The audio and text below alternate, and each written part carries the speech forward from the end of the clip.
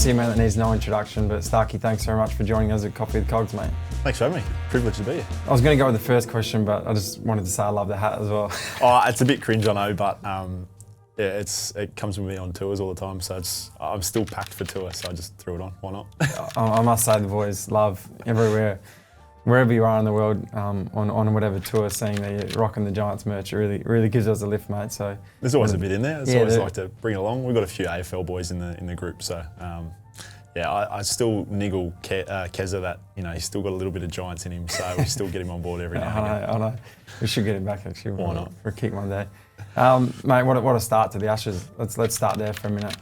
10 wickets for yourself in a man of the match performance. Don't worry about Travis Head. It was all about your 10 wickets that claimed as our win. You must be pumped. Yeah, it happened very quickly. I'm not sure I've experienced a two-day game like that before. But yeah, exciting way to start the Ashes. Great atmosphere over there in Perth. Pretty unconventional sort of game, I think. But yeah, I mean, you can't ask for much more to win the first test of an Ashes series, get a couple extra days at home, and then we regroup and go again in Brisbane. Talk me through when you're at the top of your bowling mark. Obviously, there's not too many things in Australian sport now where literally the whole country will stop and hold their breath just for a moment. But it tends to be, particularly of late, that when Mitch Starc's about to open the bowling for Australia, everyone's tuned into their televisions or listening on the radio. Do you feel that momentum, or are you genuinely just in the present? This week was a bit strange. I felt really calm and sort of, it's going to sound wrong, but sort of just business as usual for the whole week. The prep was great. A bit different without having Josh and Pat around for what's been a long time. I think it's been 4 or so years I haven't had them in the same team. Is that right? So yeah. Bit different there, but we had great personnel.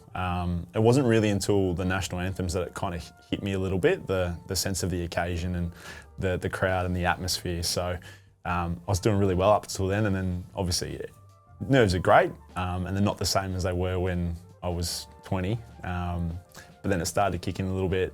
I was kind of hoping that we'd bat first and watch all day, but always nice to take the first over. And it's been my role for a while to try and strike early, and was fortunate enough to get another one. Obviously, there's a lot of talk that goes into the rivalry and competitiveness that is the Ashes. You've obviously been on, obviously overseas on a lot of trips to England and played home Ashes as well. The feeling out there since you started to how it is now, is it the same? The banter, is it less? Is it more? It's a great question. I reckon what's this, maybe my 7th Ashes maybe? It's probably changed a lot since I was 23 in my first one, and now I'm 35. So probably pay less attention to all the outside noise, and there's always a lot made, particularly in the media in the lead up to Ashes series. Probably none more so than this series, with how England are going, how they're playing their cricket, with our team being on the older side. Yeah. And do you love that? Do you thrive off the fact that they're saying that we're old and experienced? And yeah, I get sent a lot of things rather than me going out and reading them or hearing them. So it's been, some of the things have been interesting and a bit funny. I think sport and the game and cricket has certainly changed a lot from where guys are generally retire early 30s. Yeah, okay, we're an older side, but I think the amount of time that people are putting into their bodies and training, much the same as you'd see in footy, guys are just looking after themselves differently to what it was maybe 10, 15, 20 years ago. So you can't just have a blanket rule on you're this age, you've got to retire. Yeah. If you're still the best or in the best team, why can't you play until you're not in the best team, right? So yeah, it's been interesting in that sense, but I think on the field, the rivalry, there's so much made of the history, and it's a great series to be a part of. I think there's always been a little bit of niggle here and there, but nowadays with how much you play franchise cricket or guys coming and playing in Australia, guys playing county cricket, there's a little bit more, it's a lot more banter than there is any sledging anymore.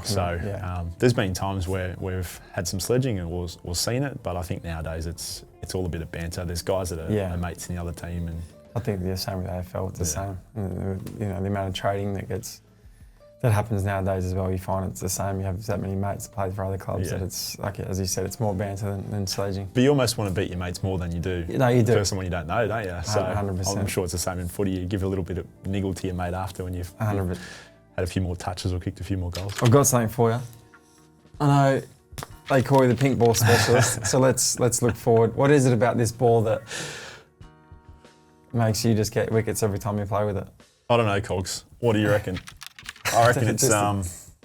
I still think you've played some cricket. What do you reckon of the pink ball? You wouldn't have played with the pink ball. Oh, mate, I'm telling you right now, as I said before, I would have struggled facing up against you. Why? You take Paddy Cummins on pretty well, don't you? Yeah, that's You might be giving some tips to the Poms. May have hit him for a couple of fours in the under-17s comp once upon a time. But Maybe they needed you in the West. You still got a record out there. yeah, I know. I could help with the runs, maybe, yeah.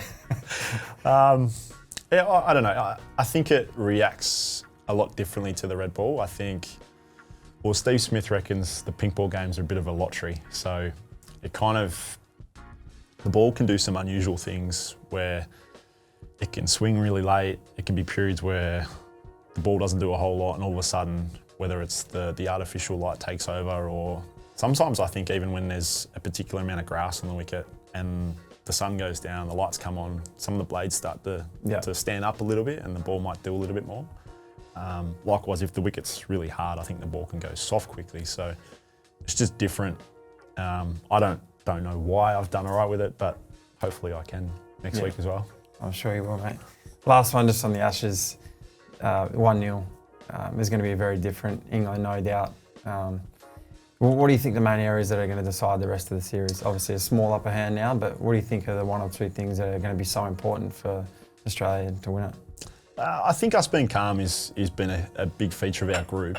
Yeah, okay, we've got the experience of being a bit older and guys have played cricket for a long time.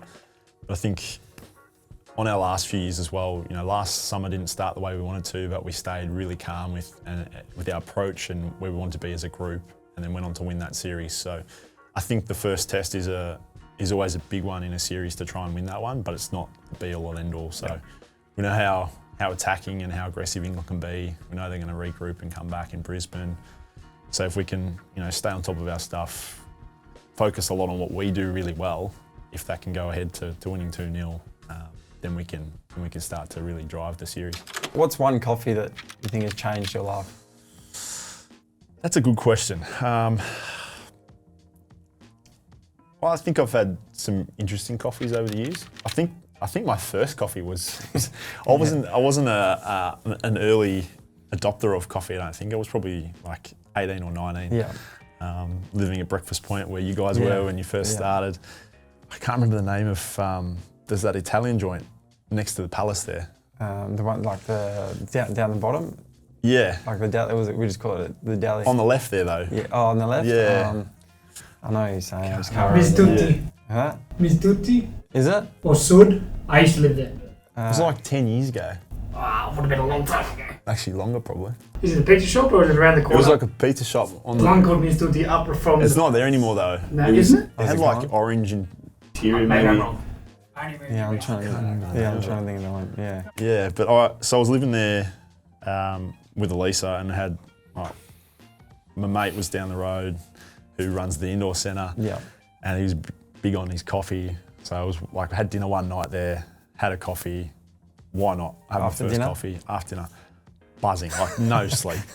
And then now I'm like a 3-day, 4-day coffee. So that one in a way has changed my life in a way. Yeah. Now it's almost like part of the routine. Love being at home and first thing in the morning, go and make the coffee in the kitchen. What do you have usually? I'm just like a flat white, pretty simple. I'm not a huge coffee snob, particularly around the world. But I would say that in cricket, coffee is a big part of the cricket culture at the moment. What happens on the road? So we take a coffee machine on tour. Okay. So our Marnus and Alex are probably our two coffee gurus. Yeah. So Marnus was the man who organised the coffee machine. We've had it since sort of our COVID tours. So going to Pakistan, they asked what we needed basically to go to Pakistan. And in the bubble, weren't going to be allowed at the hotel. There was two things on that list that priority. So one was the coffee machine. Yeah. The other was a golf simulator. that your request, was it? So we got those. Oh, I didn't know. I wasn't going to say no. Yeah. But so we've got the Lamazocco there. That's come on tour pretty much Yeah. ever since. Marnus has I'm not sure if it's his bean roasting company or he's partnered with one up in Brisbane. Yeah. So he's basically organised the beans for most tours. Nice. And that'll go in the team room. So it's free to use for anyone in the squad. And that gets a lot of run, whether it's, guys will sit around the team room having a coffee or time differences in certain parts of the world when you're trying to get over jet lag. So it's a big part of our cricket group. And for me, I've thoroughly enjoyed just sort of being part of the routine at home to make a coffee and get into the day. You're obviously at the top of your game now, an athlete, a professional cricketer, highly, highly successful. You've done almost all there is to do in cricket. What are your 3 1%ers, or 3 things, habits that you've been able to do over your career that have made you reach that level you're at now? 3 is going to be hard to nail down, but I've got the fortunate part of experience on my side with having been around for a while, and so that things have changed over the years with my approach or what I find important to me to stay at the level I hope to be at. Yeah. I would say work ethic's probably a key one for me across that time. I've never been the most talented bloke or cricketer, but I think I've tried to outwork people or work harder than the other person perhaps. So I'd say work ethic's a big part of that. I guess it's very similar, but I think discipline in there, it goes alongside work ethic, but you got to have that discipline to, whether it's that gym session in the middle of the week or that recovery session, or just try and tick the box to know that you're ready. The third one, I would say just the levelness. I think early on in my career, probably rode the waves really hard with whether it be expectation or different opinions, or how almost a level of perfectionist, if you like. But I think you can ride those waves too hard. It's not a bad thing. I think it's great to really care the highs and lows, but I think if you ride them too hard, I think you can either get too high or get too far in a hole. So I don't know how you feel about that in the footy world, but my 3 are almost identical. Riding the waves is a big one for me, and probably something that I always talk to our younger players now coming in. I would almost like picturing a graph. Obviously you got the highs and lows. I always in that middle bracket. I always say to guys, what are you filling that up with? Obviously it's hard work, like you said. Perseverance, sacrifices, extras, and just keep coming back to that every time there's something high or low. Yeah. How quickly can you come back to that middle ground, that levelness, which you spoke about? I think it's imperative. It's easy to say as when you're in the situation. More experienced players, aren't we? Yeah, but exactly. If we had that as... No, but I certainly wish I had that understanding as a younger athlete. Yeah, well, it's just like you have particularly in your career, you have a bad game. It takes you 3 or 4 days to get. And it's a good thing to care. Yeah. But the quicker you can move on, I guess, in a way.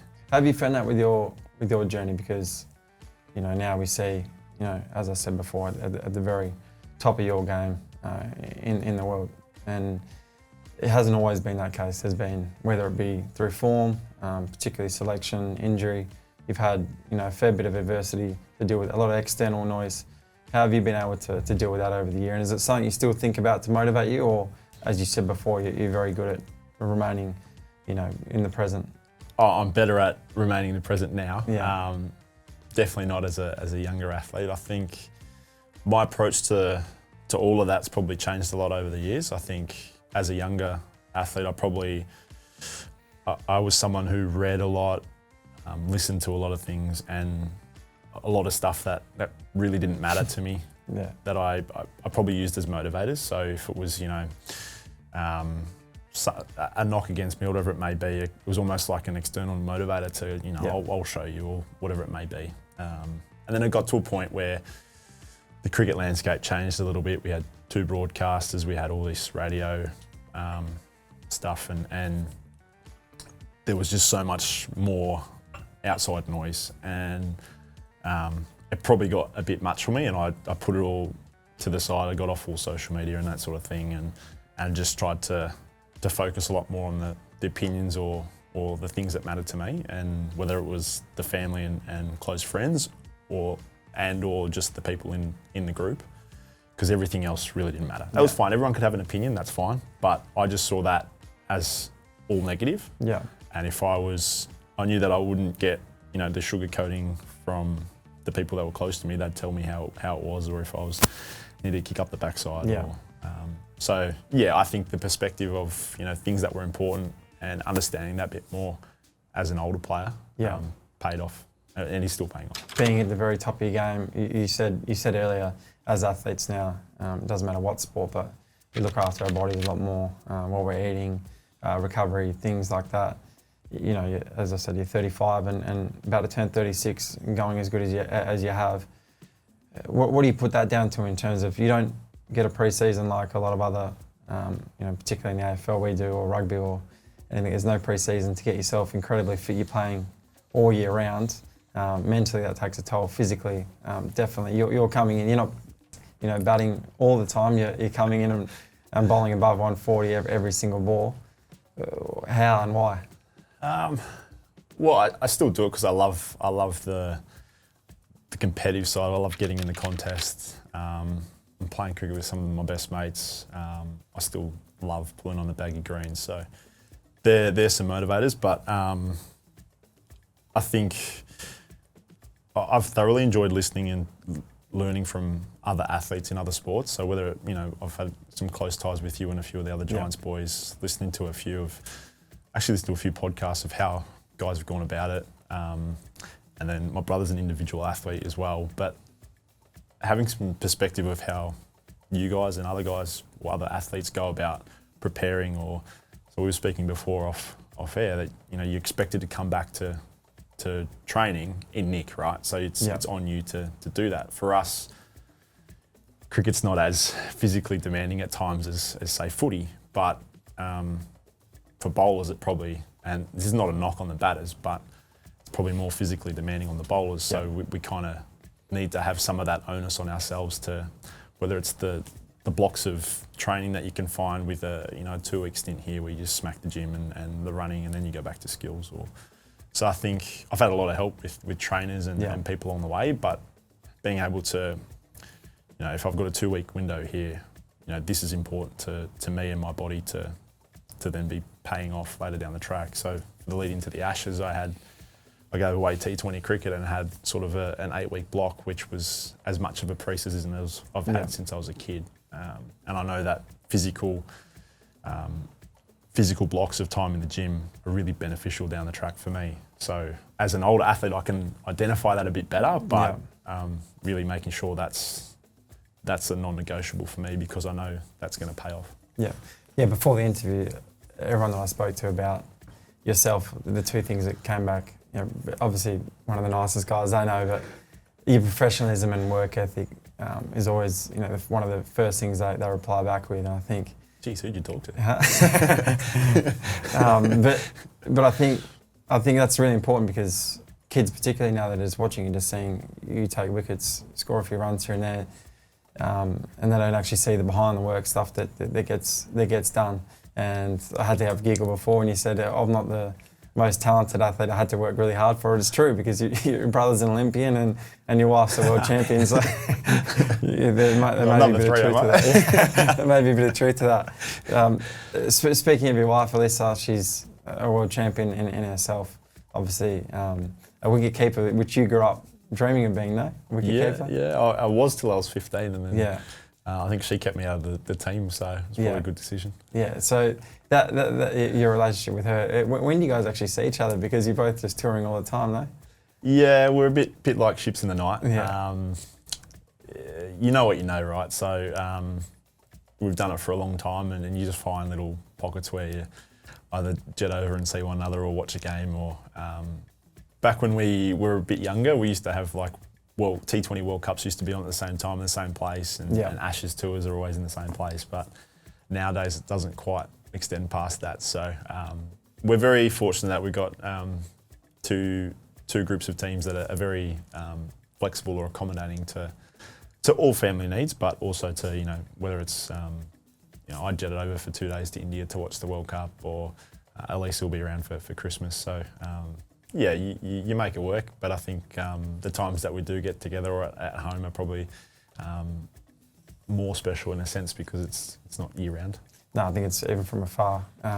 Something I admire watching you is exactly that. You fly 2 days just to see her play over in India. I didn't bring any luck to it, know, obviously. But we'll leave that bit out. But it's something I admire. The really important stuff. When are we going to have kids? I think that's her decision, isn't it? Yeah. But no, I think we both certainly would like that. Yeah. Cricket's sort of in the way at the moment. We're both closer to the end than the start, so who knows? There's no timeline on it. Yeah. What have you found with the women's game? Obviously, you would have seen her play lots of times, but being around both groups, have you found stuff in the women's game that has helped you personally or helped the men's game? I would say the women's team are a lot more willing to listen. Yeah. We and a few of the other guys are probably a bit too big for our boots sometimes. Yeah. No, I think they're starting to get great appreciation for their different skills. They're not any less skilled than us. They certainly, I would say, they probably work harder than us. Yeah. And they just have slightly different skill set, which they dominate in that skill set. So I think we've seen the women's cricket game change a lot in the last sort of 10 years. It's almost like the footy side of the women's game was where the cricket side was, 5 to 10 years ago. We're seeing that investment there, and it's only going to grow. So, whether it be the WPL, the WBBL, the Australian team have been, leaders for 10 or so years or even more, with all the World Cups that Elisa tells me about and I've seen. But I've seen a lot of it and seen how hard some of the girls work, or all the girls work. Which is no surprise they've been so dominant for a long time. Being an athlete myself, but when I watch you, and I'm obviously very fortunate enough to know you as well, and how you're such a nice guy, great guy, everyone loves you. But then when you get onto the field, there's a different Mitch Starc, and I think there's a really important message that for me in particular, early in my career, I had to actually learn that, how to actually almost you have to have two different sides of you to become really good. You've obviously worked at that yourself. Take me into your mentality. Obviously, you said before, the national anthem, any test match would get anyone up and about. But for you personally, is there something you go through? You've worked at for a long time. What's your thoughts before, now Nice Guys finished? It's Starc time. See, I would say you're very similar in the sense that I've always had great dealings with you. You're always very smiley and friendly, and then you get in that battle on the field, right? So, I think there's an element of white line fever. I think I've learnt to switch off better over the years and let things go very quickly, as opposed to. I certainly did as a younger athlete. I'd probably hold on to all the negative stuff too much and overthink it. Whether it it was a day where I hadn't bowled well, and I'd worry about all the things that didn't go right, as opposed to maybe picking a positive or something positive about that. So I think once your mindset, in a sense, changes a bit to perhaps maybe hold on to the positive a bit more, or let everything, and that's not to say just the negatives. I think I'd probably move on a bit too quickly. I think I'd like to be more reflective, but my mind sort of works with, finish the test match on Saturday, I'm already thinking about Brisbane as opposed to carrying on a bit too much. So I think there's good and bad to all of that. Yeah, but I still love the contest. I still, I think Test cricket was the hardest one for me to feel like I belonged or feel like I was good enough. So I still love walking on that field with the baggy green, still trying to fight as hard as I can for my mates or for the other 10 of us out there. And I love winning test matches and singing the song, and 100%. It's like once you get back in the room and you sing the big sound, it's infectious, right? So for all those reasons, I think I've been able to switch it on the field, but I think I've found enough outlets off the field to switch off quickly as well. Take me into what it's like playing in India? Because I'd imagine it would be, different. It's loud. Altogether. Yeah, in terms of like a domestic stuff or Everything. Probably on an international level. Yeah, it can certainly be a tough place to tour.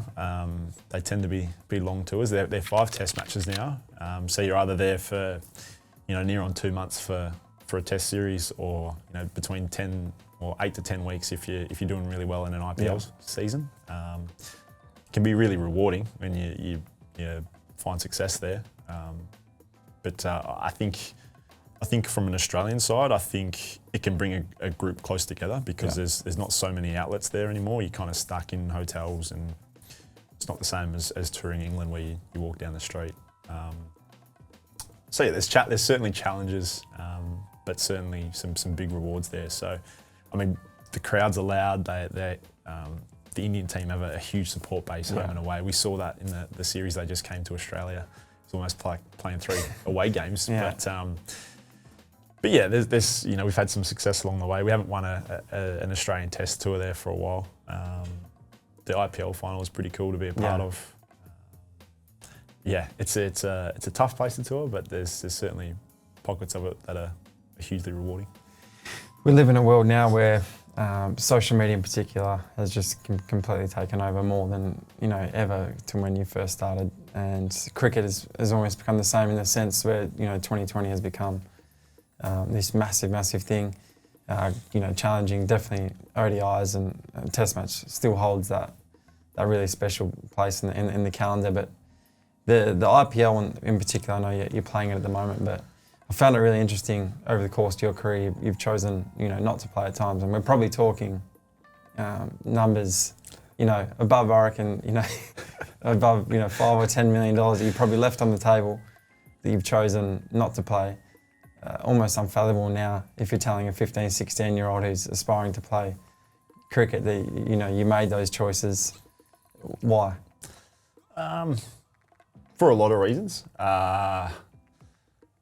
So, Test cricket's always been the pinnacle for me, and I never wanted to compromise that. So I went to the IPL in 2014 and 15 with my first 2 seasons there, and then I probably would say I didn't have as robust body as I do the back end of my career. So I wanted to prioritise firstly time at home, because 2 cricket schedules is pretty tough. We didn't see much of each other, and that was essentially that's our time off. So to spend time at home with Lisa and family, but also to sort of look after my body a bit. So I don't regret any of it.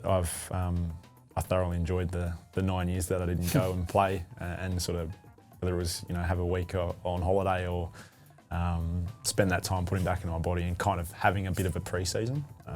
I would say it's certainly paid off in the test side of it.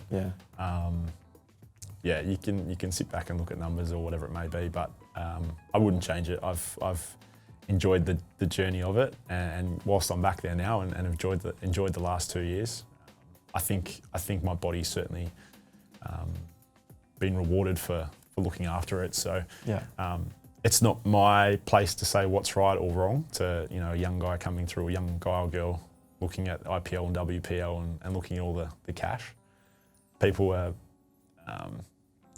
make different decisions, and their priorities may lie in T20 careers with good money pretty quickly, or whether it's a baggy green. Yeah, so a couple of weeks. Money.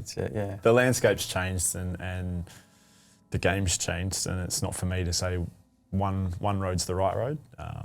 For me, Test cricket was always at the top of the tree. I called my best mate who loved his cricket, and I said, I was interviewing you today.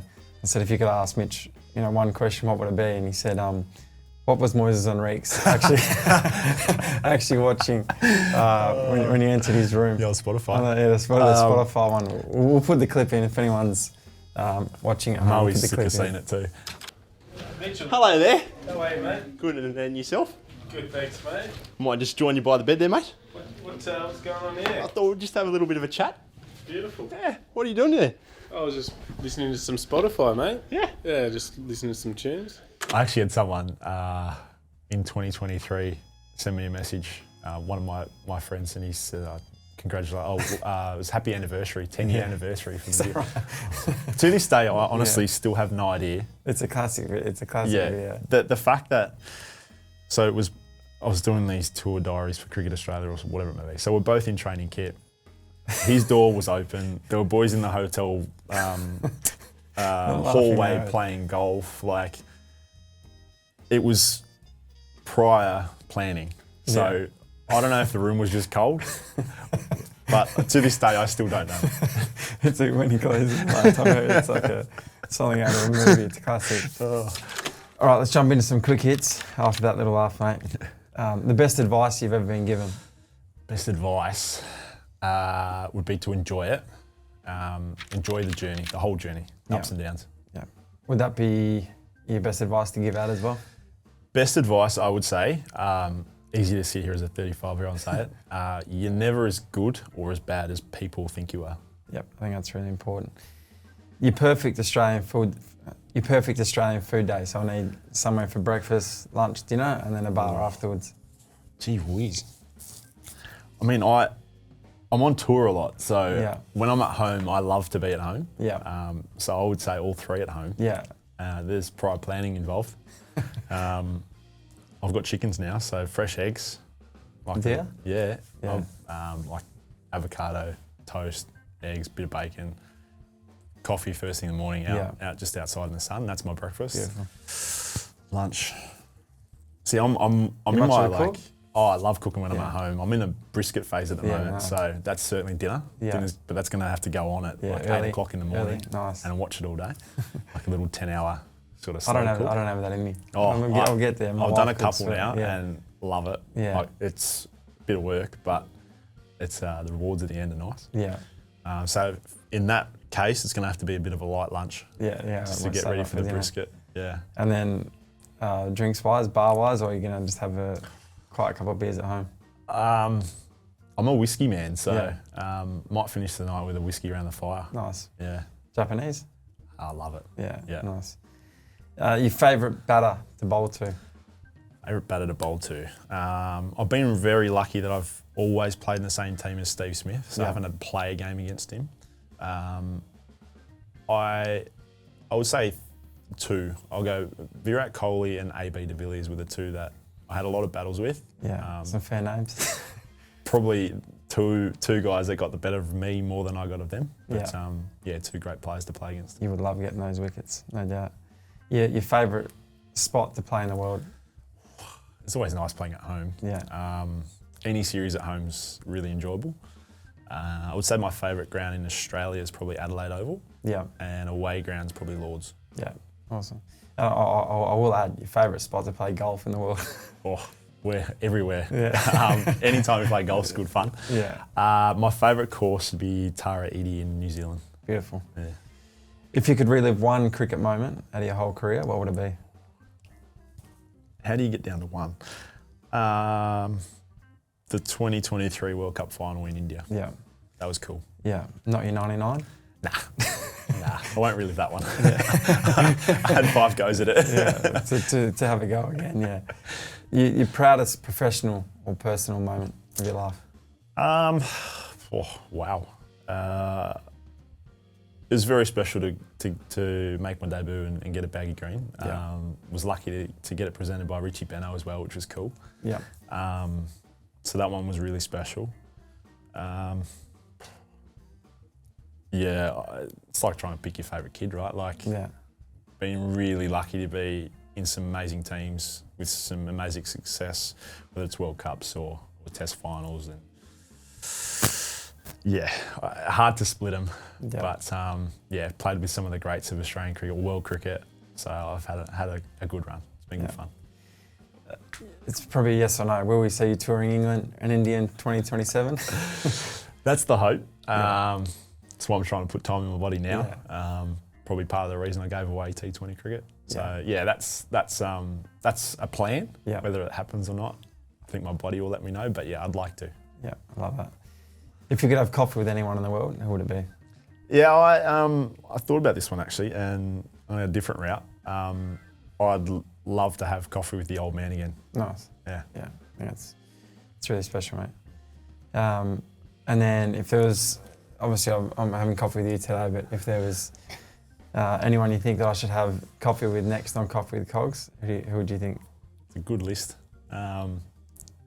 After we spoke just earlier, Yeah. I'd like you to have a coffee with Pat Cummins. Okay. Really nut out if he actually is a Giants fan. Yeah. And gonna talk ask us you through that, the couple of pull I've shots got- before. I've seen you that photo. He's Yeah. on the Giants top before. Well, we And I've reckon, seen him in the stands at the SCG wearing Swan stuff. So we Yeah. need to nut it out. well, there's more to that story too, because I reckon he's got about 4 or 5 different Are you Guernseys. kidding? Yeah. Yeah. Anyone who wears New Balance, Yeah. he'll get one of I those. can imagine. So Probably yeah. Richmond a couple of years Oh ago. mate, he's a fair So weather is supporter, that man. Mate, you're an absolute star. Thank you so much for joining me today. It's a pleasure. Your career has been amazing to watch from afar and really appreciate the friendship that we have as well. Thanks, Cogs. It's been a pleasure. Thanks for having me.